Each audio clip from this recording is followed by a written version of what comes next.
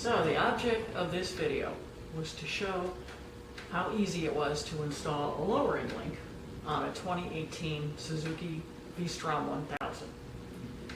According to the internet, it should have only taken 20 to 30 minutes after we got the bike set up.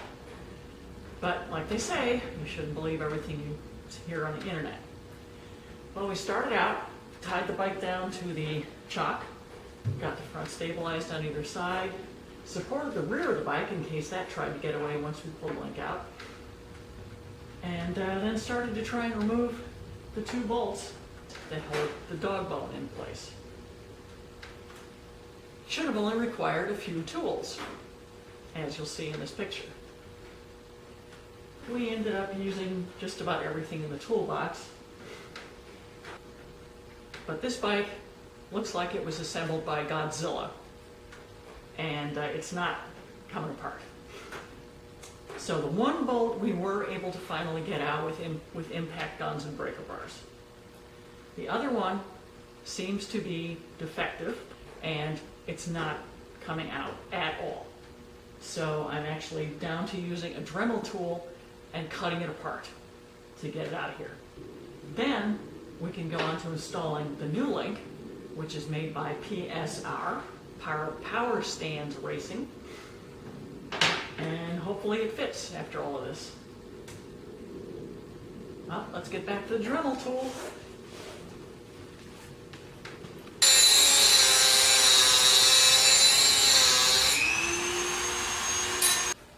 Okay, ready? That's ridiculous. Ah, you got it!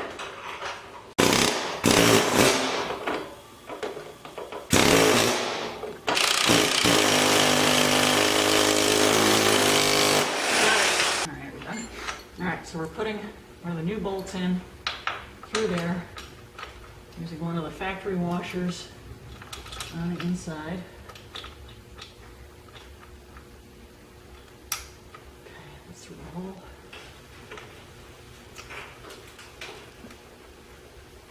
Good. Yay. All right.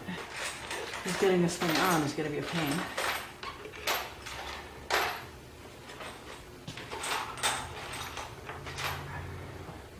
Through. I think it will go.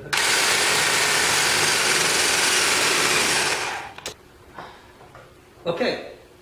All right. That should do it. Okay. All right. We're back to that problem of this part of the thing is impacting this, which is not letting this go in. See where it's too high again. Yeah, but it went in without the dog bone in it. What? Yeah, I know. But the dog bone can't go up high enough. Do you see this? See what I'm talking about? The dog bone is hitting up here. Oh. And that's what's cocking everything. Here we are. Several hours later, we're finally done. Once we got the two bolts out of the way, we went to install the new PSR Adjustable Lowering Link. And we ran into an issue because this link, being thicker than the stock link, was actually running into the bottom of the shock. So there was a whole lot of finagling of raising and lowering the bike until we could get things aligned just enough to finally get this bolt through.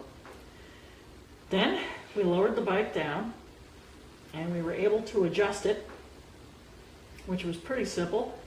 You just make sure that these nuts on the end are loose, and you turn this centerpiece, which is hexagonal, and if you lengthen this, which works like a turnbuckle, you turn it and both ends work. If you lengthen it, the bike goes down. If you shorten it, the bike goes up. We had put our ruler across the frame. The original measurement across the frame was 30 inches. We dropped that down using the adjustable link to 29 inches, and that dropped the seat height a full inch, which allowed me to put my feet flat on the ground. Then we realized that we had to actually loosen the chain a little bit. It seemed to have gotten quite tight from lowering things. So we loosened that just a little bit. It's still kind of tight, but not horrible. And I believe we are now in business. So yeah, this is something that maybe you could do at home. It was a good experience. We got to know the bike a little bit better. But I think maybe something like this, you might want to take it to your local shop and let the experts do it. Well, that's it.